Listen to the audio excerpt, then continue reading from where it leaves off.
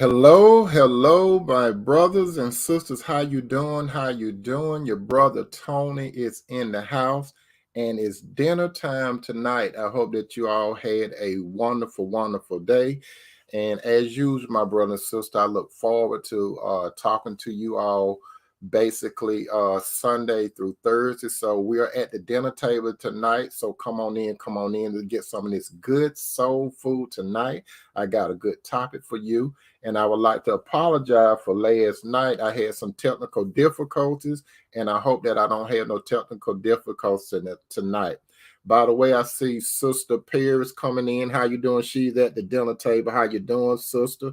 For those of you, I'm on two platforms at this particular time. I'm on the book and I'm on YouTube. So those of you that are on the book, make sure you bring some guests in and like. And those of you that are on YouTube, make sure that you share and like on that too. And also hit that notification sign so you can tell when I are coming in for you. Okay. How you doing, Sister Twyla? How you doing, Sister Flo? Come on in to the dinner table. We got some good soul food tonight. Your brother Tony got some good soul food tonight. And as usual, I would like to tell you this. If this is your first time seeing me and coming to the dinner table, allow me to introduce myself. My name is Tony M. Toomer, and I talk about relationships. I talk about relationships in regards to a man and woman that should be serious, committed, and moving towards a covenant relationship. That's what I talk about. Now, if you're not into the serious, committed, and covenant relationship, I don't think you understand what a relationship really about, because when it comes to relationship, God created relationship. When you go to the book of Genesis, God created the man Adam. Secondly, he created the woman Eve. He represented the woman Eve to Adam. And in the presence of God, Adam said, bone of my bone, flesh of my flesh, I shall call a woman. Now, if you believe in any other type of relationship, my brother and sister, you have what is called a free will. You can do whatever you choose to do.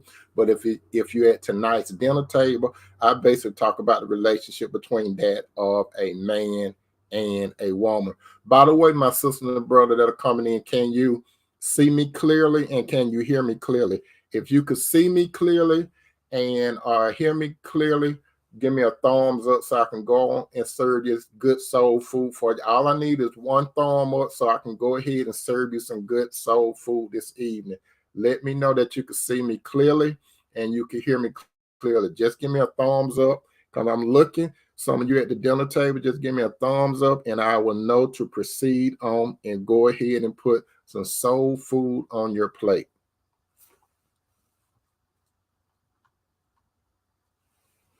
Now, my brothers, thank you, brother Jesse. Thank you, and thank you, Sister Paris. Tonight's topic we're going to tackle, and it is what causes a woman to hold on to a man that doesn't love her. I know that's a perplexing question to a lot of sisters, and as you, this is not no beat down on no men, especially my brothers. When I say brothers, I'm talking about brothers in Christ. It's not actually black men, but I'm talking about across the spectrum. I'm talking about different races. I'm talking about different levels of income. If you my brother in Christ, I'm not talking about you. So get this clear. I'm not talking about my brothers in Christ. However, I am going to talk about some of the men. I ain't not even calling my brothers. Some of the men that are worldly men and fleshly men. This is directed about some of those guys and some of the position you sister have allowed yourself to get into. Okay, now we're going to go to God's word first, and we're going to go directly to what Jesus Christ had to say about a relationship. As you know, my brother and sister, when it comes to God, God wants a man and woman to either be engaged, moving towards marriage, or married. That's God's idea of a relationship. Other than that, God does not recognize a relationship between a man and woman unless they are serious about what they're doing. Because when a man and woman gets together, it's for the glory of God. How you doing, my little sister Renee? She have came to the dinner table. Now, this came directly from the Lord's mouth, and I'm going to read this from the word of God. It say, as it is written in Mark 10, That's chapter 10, verses 6 through 9. That's Mark 10, chapter 6 through 9. Mark 10, 6 through 9. It said, but at the beginning of creation, God made them male and female, and for this reason, a man will leave his father and mother and unite or cleave to his wife, and the two shall become one flesh. So they are no longer two, they are one flesh. Therefore, what God has put together, let no man separate. Now, Jesus is laying the foundation of a real relationship, okay? And then to go on further to say, and Paul addressed something too. Paul addressed this in Ephesians 5:28. Again, Ephesians 5:28, Ephesians 5:28. Paul said, in the same way, husbands ought to love their wives as their own body. And here's the key. A man that love his wife, love himself. Listen to what Paul said. Paul didn't say a man that love his girlfriend, a man that love his boo, a man that love to come through creeping in the night. He didn't say that. Paul recognized the relationship. How you doing, Sister Tosh? Paul recognized the relationship of a man and woman being one flesh. So that's why he said, in the same way, men ought to love their wives like their own bodies, and he who love his wife love himself. Now, we're about to get real good into the dinner tonight, my brother and sister. And if it's anything that you want to say at the dinner table, by all means, go ahead and share it so we could probably talk about it a little bit. But we're going to talk about it in the framework of what causes a woman to hold on to a man that doesn't love her. Now,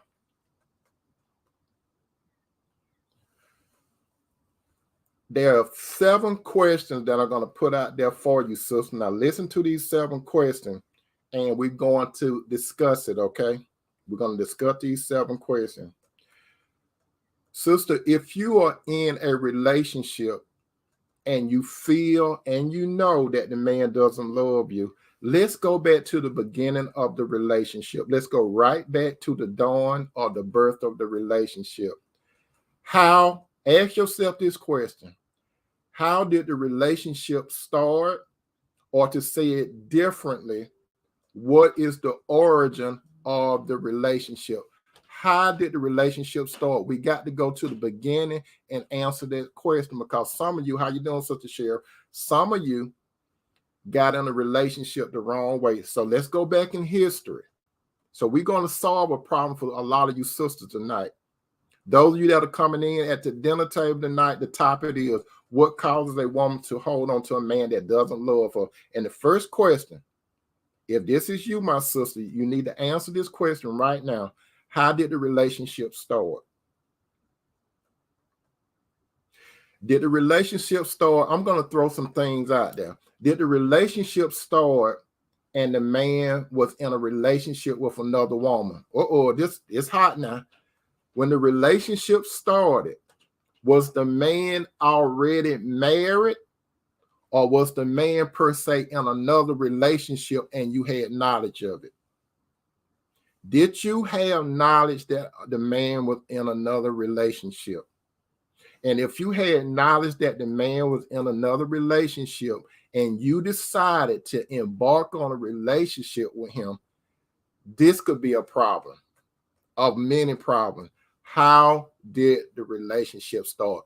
Was this man solo?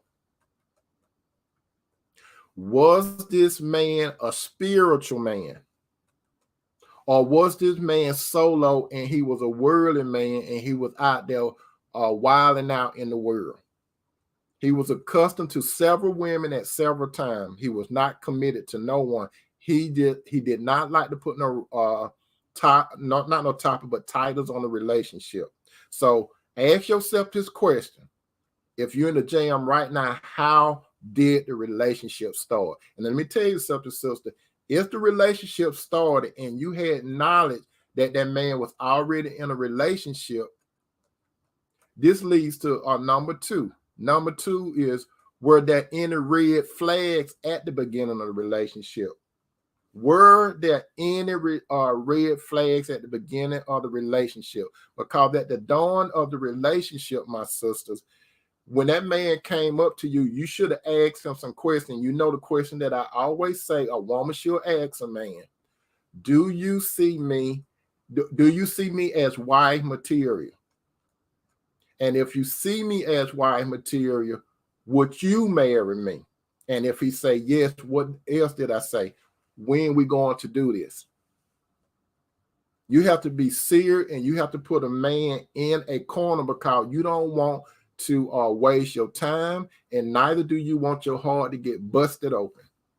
So you have to notice, are there any red flags at the beginning of the relationship? If there are any red flags at the beginning of the relationship, sister, let me tell you this. A lot of sisters, and I hate to say this, a lot of you think that in the process of time that you're going to change the man's mind. There's no way that you're going to change a man's mind. You can't change another human being. But some of you think because you believe in God, you think because you believe in God and you like this man, that God mysteriously going to change this man and mold this man into how you want him to be. It doesn't work that way. You know why it doesn't work that way? Because God gave a man and a woman free will. That's what God does. He gave a man and a woman free will. So if God give a man and woman free will, that man could do whatever he chooses to do. And if that man chooses to be with you, sister, he will be with you, okay? He will be with you. Now, if you've seen some red flags, you're dooming yourself more. If the man was in a relationship with another woman, what make you think he's going to be faithful to you if you get together? What really make you think that? Do you think you were going to be an exception to the rule? Most of the time, if a man already in a relationship with a woman and you have knowledge of it and he come be with you, you better believe in the process of time, he's going to do the same thing he did against you. And this called the reaping and sowing thing. That's why when I talk to couples, I always want to know, how did it start off? Were you both single? Were one of you in a relationship?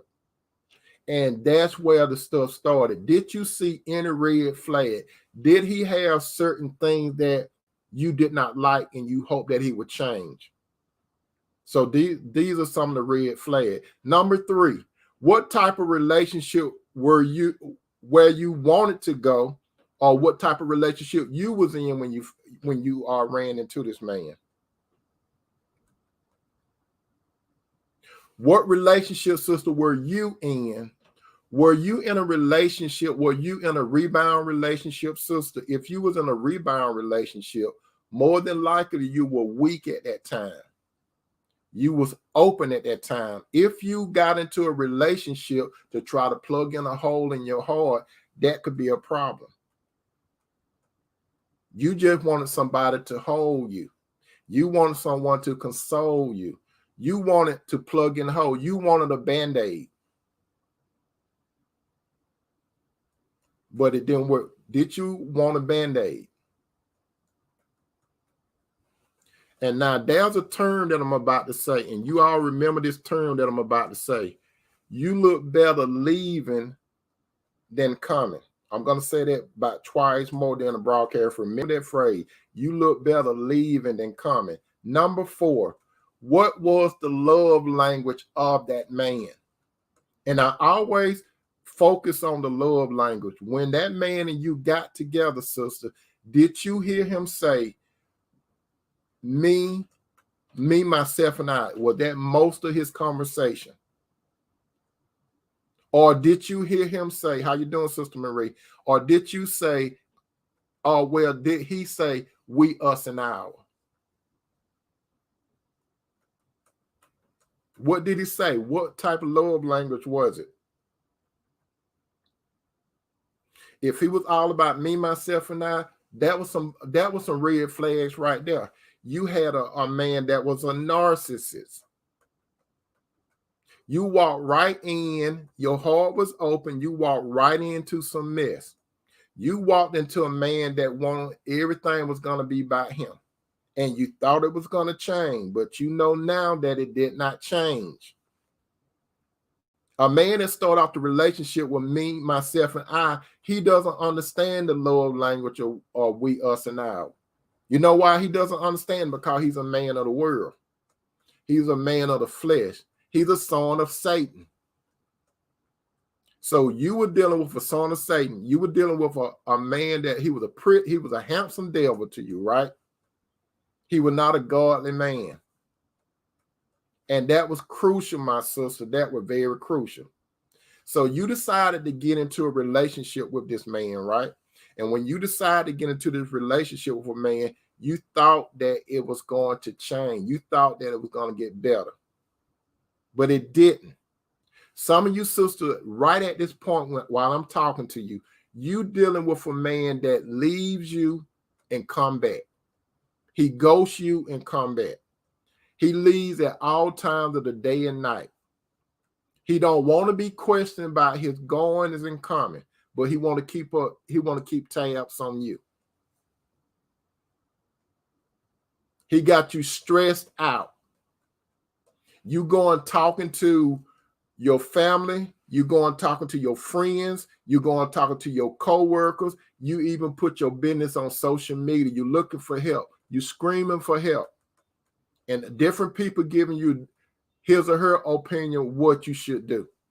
And you listen to it, but then you get to the point where you think they're attacking the man, but you're the one who took the gospel to them about this man. And you get pissed off at them. Did you get into a relationship with a man that wants you to cut off all communication with your family, friends, and everybody? That was a red flag. He wanted to isolate you from everyone. How you doing, Willie Daly? How you doing? Welcome to the dinner table tonight. So, were you in that position? Let me tell you, I have always said this. I'm going to say it again tonight. Sisters, when you have a problem with a man and you go talking to your family, you go talking to your friends. How you doing, mother? Mother have showed up at the dinner table. It's about time you showed up, mama, so the food won't get cold. So, sisters, this man that you think you in love with, you're not in love with him. Which moves to number 5. What normally happens is this. You start having sex with that man. And when you started having sex with that man, you know what that led to?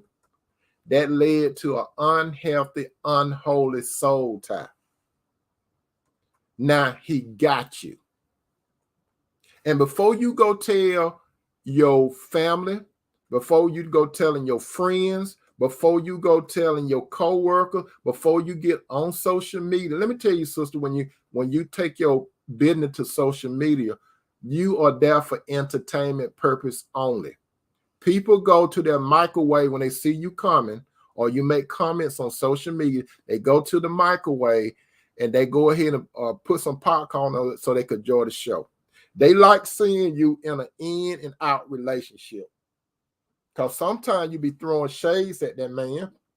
Excuse me. You be throwing shades at that man. And then you'll come back days later and you lovey-dovey with that man. Not only that, sisters, sometimes you take this man around your family and friends, and you have already talked about how this man treats you and everything.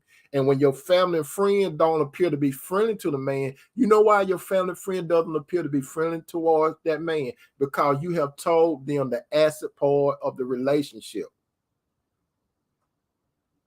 And now and especially your family, that's blood, right? And then your friend, they close to you. They don't want to see you hurt. But now they see you appear to be happy. But they got a problem with that man because of what you said, and they're third party. So they don't have no emotion towards that man, really. But if they have an emotion towards that man, it's a bitter emotion because they're thinking about you, sister.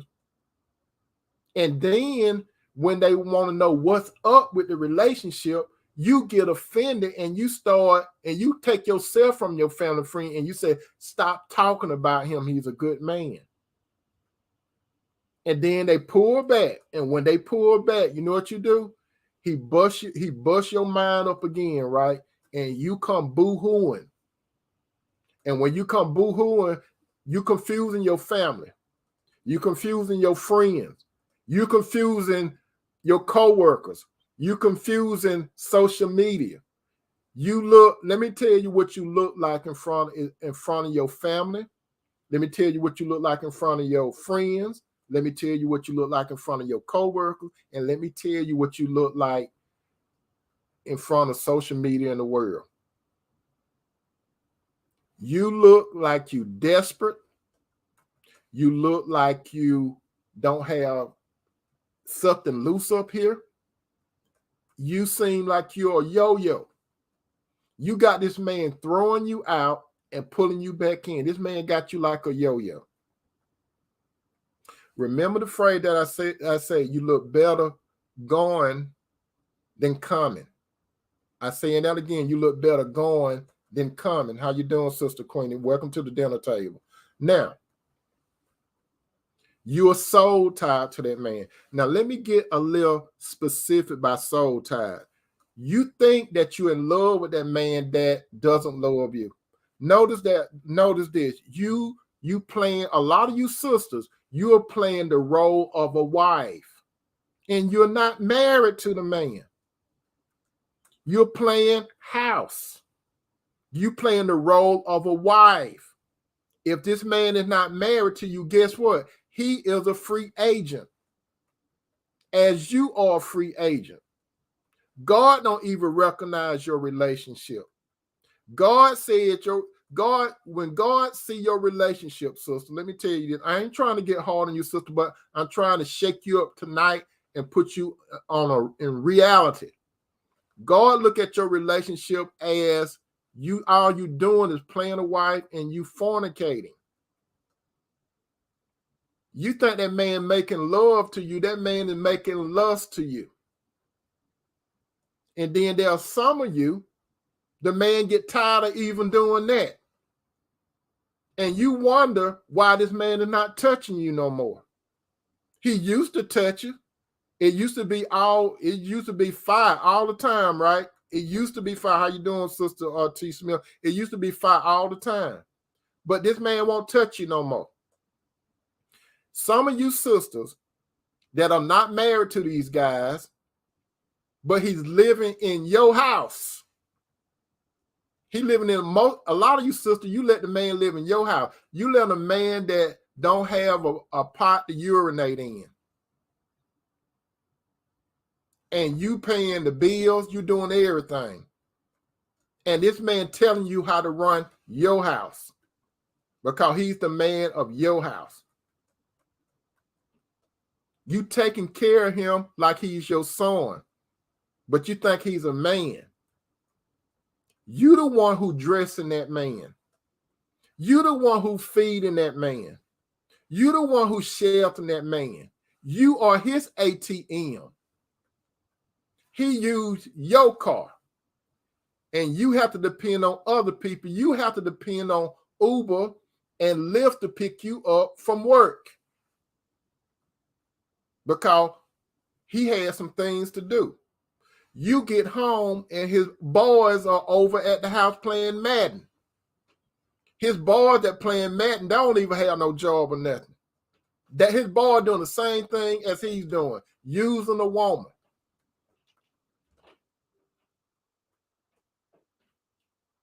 Do you understand that, sister? A lot of you put yourselves in that situation.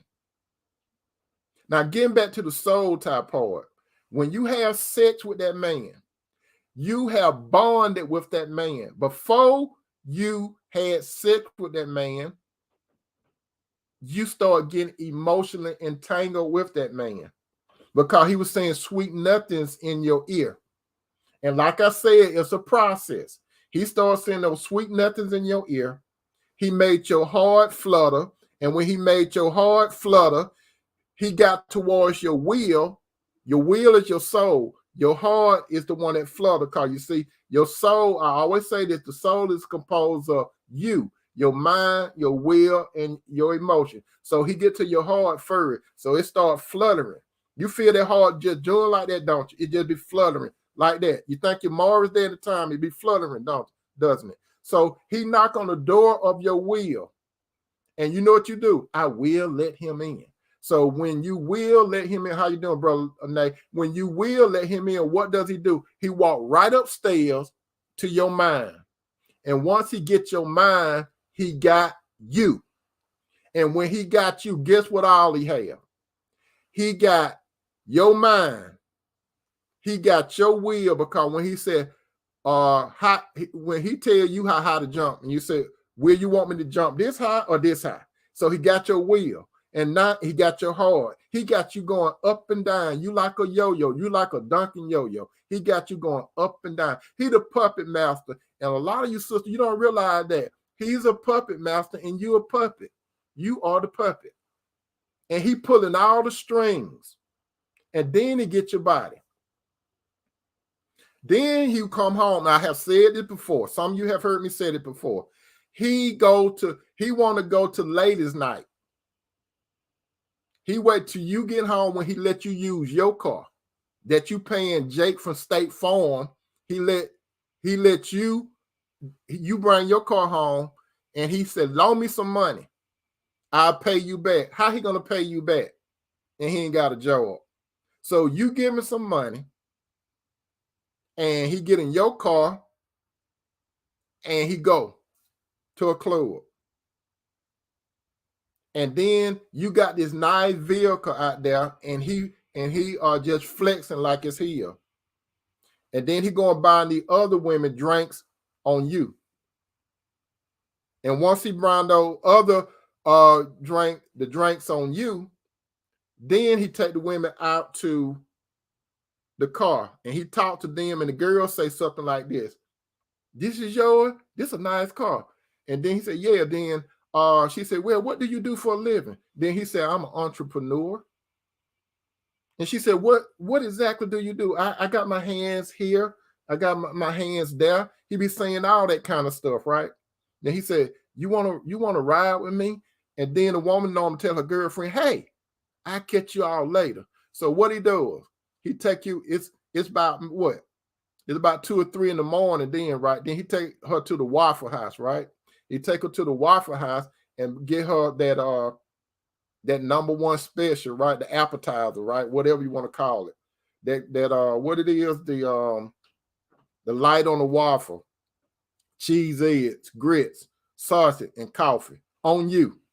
Then he talked to the lady, and then he have a little alcohol in his jacket, right? So he said, you want to taste some of this? So he started putting alcohol in the woman's system, right? So he said, where you stay at? So he take her home, and he go in her house, and he talk to her. He tell her some more lies, and then he get her to play some music. And the next thing you know, he got this other lady on her back on night 1. And then when he get finished with her, he said, look, I got to go to work. It's about 5 o'clock in the morning then, right? So he leave her house, and then he come to you, and you know you in the bed, and he trying to creep in, right? But he drunk too. He drunk, and he smelling like a woman. That's what he is. He drunk and smelling like a woman, sour like. So he creep in the bed, and then he throw his arms around you. It's almost time, and you see you laying like this in the bed, but the clock right by you. So you looking at the clock like this to see what time it is. And then you act like you sleeping. He ease in the bed, then he throw his arms around you, and he start kissing on you and stuff, right? And the next thing you know, you find yourself the same way that other lady was. He didn't even wash off. So then you get up and make him breakfast. That's how a lot of you sisters are. You soul tied. But do you really think it's a soul tie? Do you really think you soul tied to him? Because, and then some of you dealing with a man that got some stuff, but he don't care nothing about you. These are the guys, how you doing, Sister Deborah Scott? These are the guys that look at you as temporary. They don't even really know your name. They're not even concerned with introducing you to the family or their friends or nothing. You are the secret. You the secret. Nobody know about you. But you tell all your girlfriends and stuff about this guy, how great he is. You don't even know where he live at.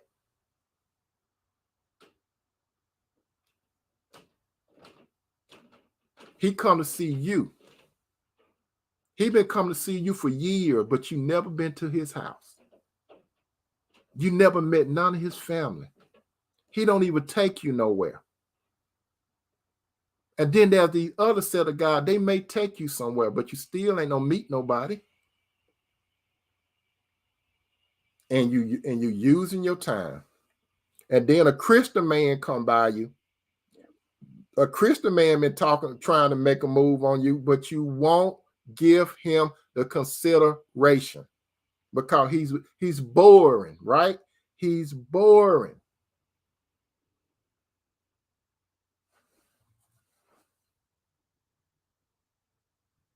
So what's happening during those years?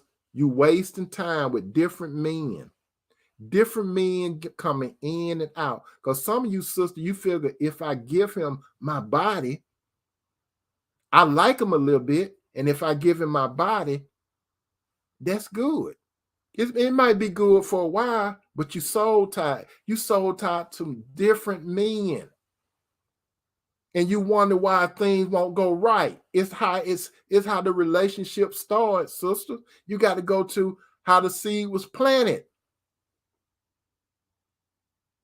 Because how the seed was planted, it's going to produce a fruit. How you doing, Sister Queenie? You're gonna Quincy, Greer, you're gonna see the fruit. It's gonna bear fruit. Some of you sisters that got married, you thought that that was your knight in shining armor, right? He did everything that you thought he was gonna be. He had all the dimensions. He had the looks, he had the height, he had the six-pack, he had the ATM machine in his pocket, he had that big house on the hill. He was able to take you here and there. You posing on social media. You look like the ideal couple. People have said you all are the power couple. And then he started doing you like these other no good guys do. Every man that I'm talking about in every one of these situations, I'm not talking about my spiritual brothers. I'm talking about men of the world. So the question is, sister, what are you soul tied to? Let me tell you what you soul tied to. And this going to shock some of you sisters that are in this situation. It's not that man that you really soul tied to. You are connected to a spirit. You are connected to one of Satan's demons that's in you. I'm not in you, but in him. Satan got you hooked up. You can't see Satan. He's not what y'all see on the movie that wear the red little suit and got horns and stuff like that. Satan doesn't look like that. That's Hollywood stuff. Satan was one of the most beautiful angels that God ever created. And he transformed himself into an angel of life, a light. Angels are beautiful. But now you got a third of the angels, they became demonic because they started following Satan. So you dealing with a man that probably got one spirit or more than one spirit. Those spirits got you hooked through that man. And you don't realize it.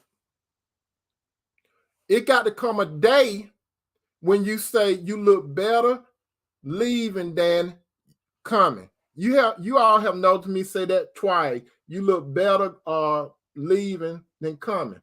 Let me tell you why I said that.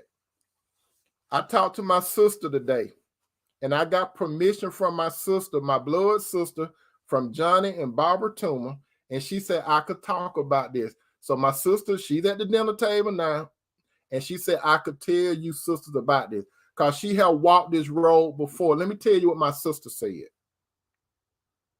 My sister, she was in love with this man that she got married to. Before my sister married this particular gentleman, I was the only one in the family that was against the wedding. He had everybody hoodwinked.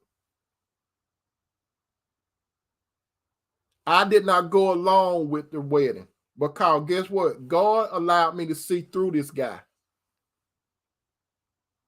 I went to my sister's wedding, but I didn't participate. I wouldn't even let my wife at that time participate. But I would there to support my sister.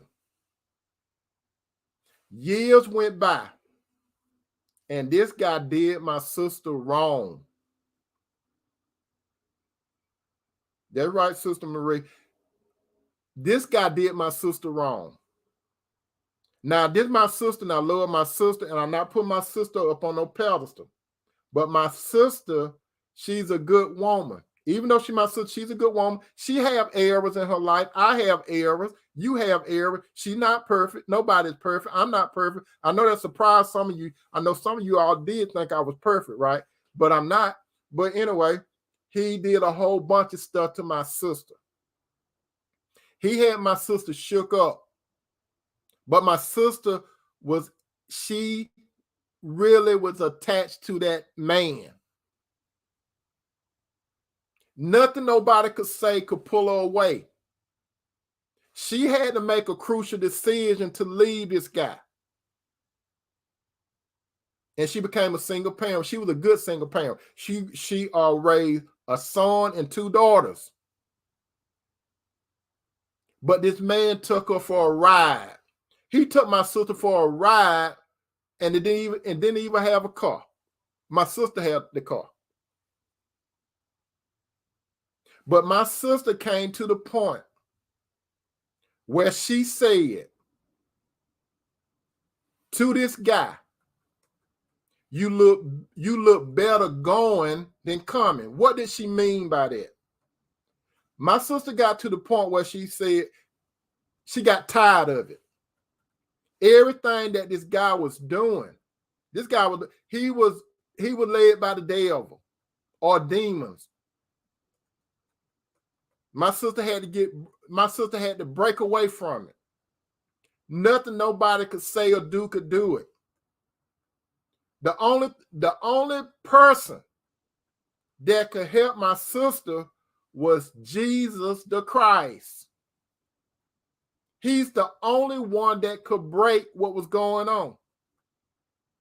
And to this day, when my sister parted from that relationship, she have exceeded more in life. And she is wife ready. But any of you brothers on there looking for a good wife and you think you're going to get involved with Rhonda Renee Toomer, it ain't gonna be that easy because you got to come through me.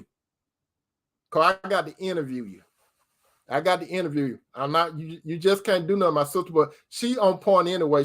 My sister, she got her little weaning out process. But what I'm telling you, some of you sisters right now, as I speak, you're in a relationship with one of the sons of the devil. That's who you are in love with. You think you're in love. You're not in love. Sister, thank you, Sister Carmen. She's at the dinner table. She said, you sound like you're telling my story. Hey, let me tell you something, sister. Let me tell you all something. And this other sister, I hope I don't tear your name up, sister. It's my Sophie or something like that. You know what I'm talking about. But thank you for coming to the dinner table. He said, I had a man that, and I divorced him and was able to level up. Yes, you could level up. You could level up because guess what? There is a man named Jesus the Christ. His last name ain't Christ. Now, I know a lot of you thought that Jesus' last name was Christ. His name is Jesus the Christ. Christ means the anointed one. Jesus is the only way you can break it, sister. You may try your best to break away from a man that doesn't love you. But guess what? You hooked. That spirit got you hooked. Even though you got Christ's spirit in you, you slept with these guys or this guy. And you became so tired with this guy. So of course it's gonna hurt. And let me tell you something, sister. I have said it before, and I'm saying it again. When men have sex with women, men can have sex with women, and the mind and the mind and the emotions are not in it. Some of you can't believe that, can you? Men can have sex with women, and the mind and the heart is not there. It's all a front. And I always say this: out of 10 men, 8.5 are sons of the devil, and the small majority are Christian men. Those the men a lot of you sisters you don't want because it seems like they're boring. But they got life in them. Those other men that some of you sisters messing with, they the walking dead. They could talk, they could walk, they could hear, they could smell, they could do all of that. If you all ever looked at that show called The Walking Dead, you ever know about The Walking Dead? They don't know they dead. But the men and women on The Walking Dead that be dialoguing and stuff, they know that they the Walking Dead. But the Walking Dead don't know they dead. So some of you sisters, you was in a relationship with a corpse. You was in love with a man that was dead. He was spiritually dead. And some of you right now, the man is gone. And you in another relationship with a man, but you can't get this other man all of you. Why? Because you still hooked to this clown that was worked for Barnum and Bailey's circus. You still was involved with, you still holding on to this clown. And I'm not talking about my spiritual brother. I'm talking about these worldly men that be snowballing you all. These guys, they do the same thing like Satan did Eve. He had a good talk game. What could Satan offer Eve? What can he offer? He offered Eve a lot of good stuff at the beginning, right? But he didn't tell Eve the back end of it. He didn't tell the whole story. But let me tell you, and some of you married sisters, let me tell you this. What happened? Let's go back to the Garden of Eden. Adam and Eve had the best relationship they ever experienced when they had God. Before Eve did what she did, she had a good relationship. Eve made a decision, like you sister make a decision. Eve was perfect. You all are not perfect. Eve made a crucial decision that changed a whole bunch of stuff. Adam could have stopped it. Because when Eve ate this forbidden fruit, she gave it to the man, because the Bible says after she ate it, she gave it to the man that was with her. Adam could have intervened, but he didn't. I want you all to know that Adam was not playing toys and swinging with the monkeys and stuff or riding an elephant while Eve was talking to Satan. He was right there. Because the Bible says when she ate it, the Bible said she gave it to the man that was with her. Adam was standing right there and he didn't intervene. He let her be the leader. And look what happened. The Bible said that the woman was deceived, not the man. Adam knew exactly what was going on, and he let his woman go down. And he caved in with her. That's why God laid down that punishment on both of them. Adam and Eve committed adultery against God. I know some of you don't think about you can't understand it, can you? Adam and Eve committed adultery against God. Why do I say that? Because they had a perfect relationship with God. They had a relationship they didn't want for nothing. God just gave them one simple thing. He said, don't bother that tree. Some of you sisters right now, you may be in a good relationship with a man, but everything is not going your way. That's the flip side to it. You might be in a good relationship with a man and everything ain't going your way. He might seem boring. He might not want to go all those clubs and do all that stuff. He go to work. He want to spend time with his family, and that's it. But you got some girlfriends out there that running through men, and they your friend, and they are influencing you to come out the house. Come on, hang out with us. It's late at night. Or they'll suggest it. Let's go on a girl trip. You ain't never went on no girl trip. Now that you let these poison acid sisters that don't have a relationship, you get them to talk you out of leaving that man. And then you go wild out like Stella. You go to Jamaica and get your groove on with one of those guys. Then you start wilding out, and then you lose a good man, a Christian. Because you thought that the grass was green on the other side. And what did I tell you about the grass is greener? I made a statement. What do Tony always say about the grass is greener? The reason why the grass is greener is because there's more manure over there. That's why the grass is greener. There's nothing out there, sister. If you got a good man, there's nothing out there. I'm telling you, there's nothing out there but heartache and pain. Why do you hold on to a man that don't love you? Some of you sisters, you know the man that you're involved with, he doesn't love you. You fooling yourself. You think that the man, he doesn't love you. I'm talking to some of you sisters right now. Some of you sisters, you don't think you could do better because the man probably say, look at you, you fat. Look at all that cellulite on your butt and your thighs and stuff. Who want that? So what they doing, they hitting your self-esteem. Then you find yourself going to a doctor because you're on the stress, you're losing your hair, you're losing weight, you can't sleep, you're pitiful. You go talking to everybody else, but you don't go talk to God.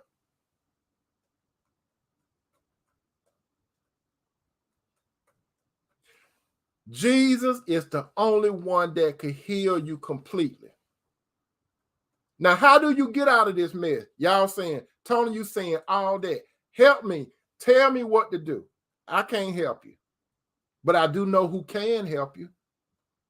Jesus. You're going to have to go to Jesus, sister, and you got to say, Lord, at the beginning of the relationship, you were trying to warn me. It was something on the inside. I had an unrest feeling. I thought it was my intuition, but it was actually your spirit that was telling me don't do it. But I went against your spirit because he looked good. He smelled good. He had money. He had all this. He was popular and all that kind of stuff. So I caved in. I did it my way. And Lord, look at me now. I'm hopeless. I let this man come in and out when he get ready. He don't respect me. He had all other women all up in my face. He come home smelling like a woman. He don't take a bath. He don't care. He smell like a woman. Then he want to get on top of me.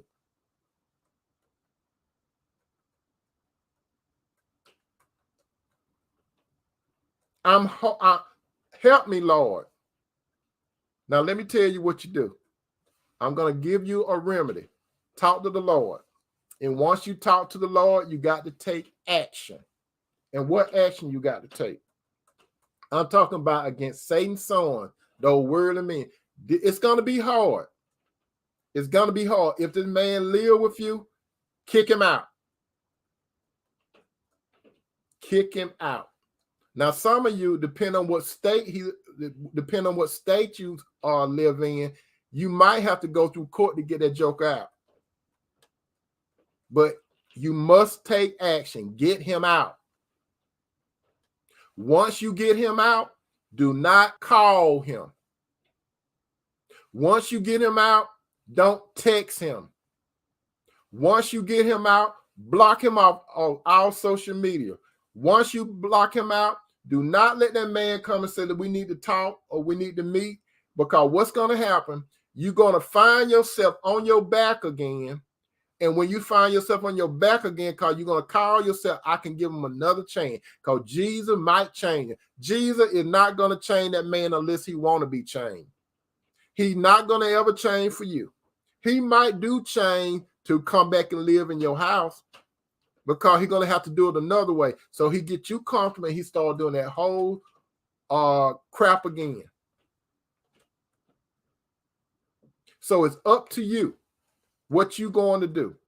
It's more than that man. The reason why you need Jesus, the man is not the one that actually got the hold on you. Satan got the hold on you through that man. That's your problem, Satan. You really thought that man was your problem. I was doing all that talk and I was building you all up to this grand feat. Satan is the one that got you on the hook through that man. Satan or one of his demons or a few of them, they're inside of that man. And you supposed to be a Christian. And you start playing house with that man. And when you start playing house with the man, where you at now? You in the pig pen. You became that prodigal daughter. But there's still hope. The Lord will take you in. The Lord will wash your sins away. He will get all that man out of your system. Is it going to happen overnight? No, it's not going to happen overnight.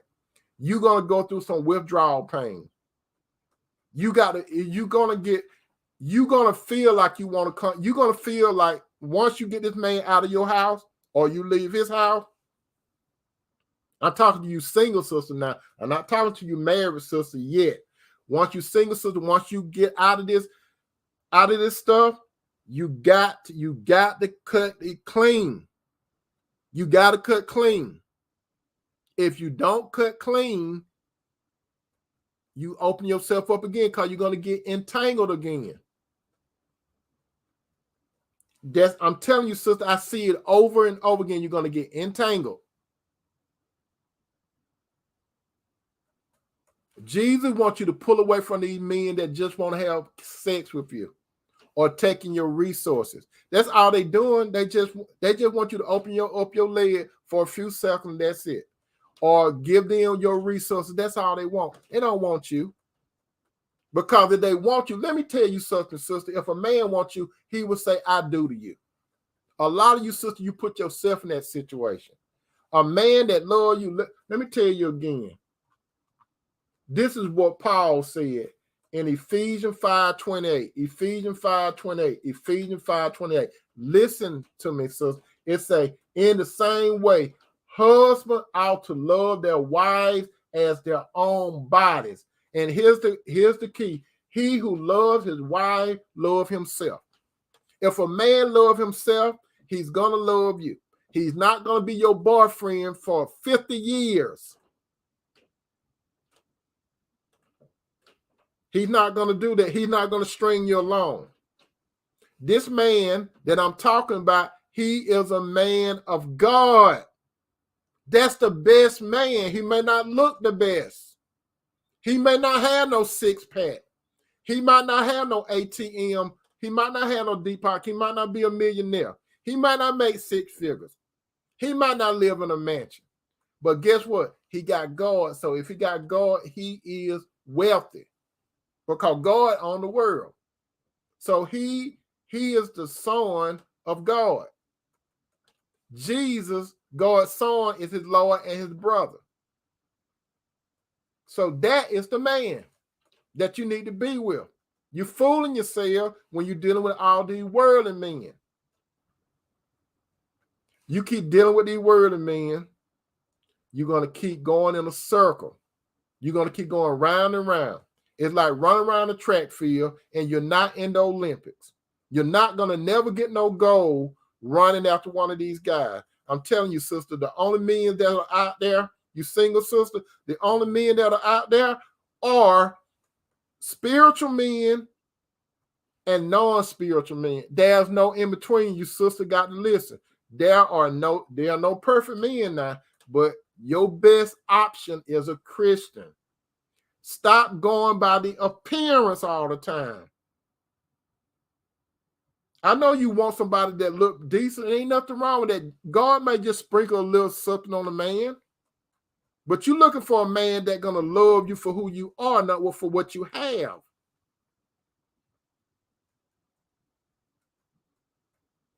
I'm telling you, sister, a lot of you sisters missing out on some brothers out there.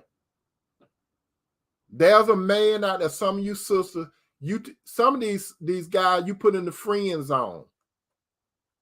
And you tell this man all your business, you put him in the friend zone. And this man been locking you for years, but you won't give him a chance. But you would tell him about how the other guys do you. But you won't give this man that fallen God an opportunity. And you've been wasting years and years and years. But you have to make sure that he's a Christian, not a wolf. Because wolves come with sheep clothing on. This man has to have a relationship with Christ, not the church.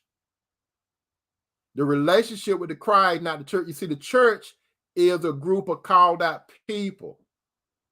So you're supposed to have a relationship with your brother and sister because they're not perfect. But let me tell you something about church before I get out of here.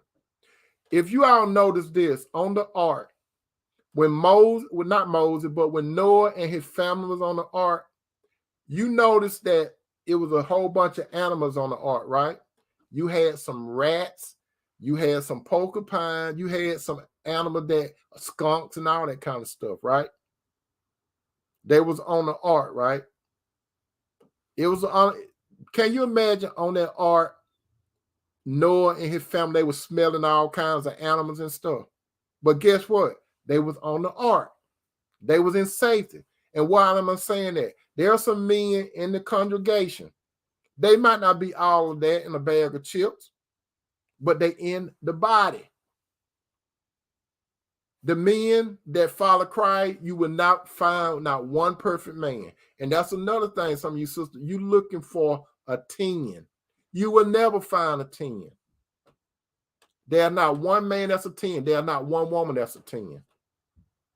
You will never find a perfect man. You know why you'll never find a perfect man? Because you don't supposed to go looking for a man. The man's supposed to find you through Jesus. The Bible say that the Lord basically brought Eve to Adam. The Lord brought Rebekah to Isaac. The Lord brought Ruth to Boaz. That's the process. The Lord will bring you in front of that man. Not you go looking for the man. You don't go looking for the man. You go get your relationship with Christ. And I have told you all this before. I'm going to keep saying this and again. Live your life to Christ. And God going to orchestrate the meetup.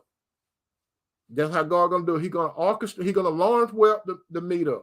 That's how he's going to do it. He's going to orchestrate it. Just believe in God. But those men, sister, and you married sister, listen to this. You got yourself in a bind. You married sister. It's only one way out if you married. You want me to tell you how you get out of that if you're married? The only way you can get out, that man got to be an unbeliever. That's the key. It's in Corinthians. Go check it out. Paul addressed that. The man has to be an unbeliever. And when that man is an unbeliever, if he decides to leave you, you are not under bondage in that case. You see, a lot of people get that marriage part wrong. When Jesus was addressing the marriage part, the New Testament was not in effect. Jesus was talking about it from a Mosaic standpoint. But when Jesus died on the cross, we're not up under the Old Testament. Well, we never were up under the Old Testament. The Israelites were up under the Old Testament. Jesus was talking to the Jews. He was not talking to a Gentile. If you're not a Jew, you're a Gentile. When Jesus died, the new covenant came into effect. So Paul addressed the marriage from the new covenant perspective. So let me tell you something, sister. Don't feel bad if something happened and this unbelieving man leave you. Don't let these people talk about you messed up. You don't never supposed to get no divorce and stuff. Listen to what Paul said in the New Testament. Paul addressed that if you with an unbeliever and he leaves the relationship, you're not under bondage in that case, because God have called you peace, called you to come to peace. And guess what? We had a good dinner tonight, didn't we? We had a good dinner tonight. And hopefully, Lord willing, we're going to have another good dinner tomorrow. You all want to know what I'm going to talk about? I'm not going to tell you what we're going to cook. I'm cooking tomorrow, okay? You just be at the dinner table. When you smell that good food, you say, Tony, got some dinner ready, and I'm finna come in and sit at the dinner table and enjoy the dinner tonight, the good soul food. Brothers and sisters, I love you. Thank you so much for coming and listening to me, because you could have been doing something there with your time. I appreciate it. Those of you that are on the book, share and like. Those of you that are on YouTube, share, like, and hit that notification button. When you hit that notification button, every time I'm in the kitchen and then coming to the dining room and set the plates and stuff, you will know to come and get it. I love you, brothers. I love you, sister. Peace out.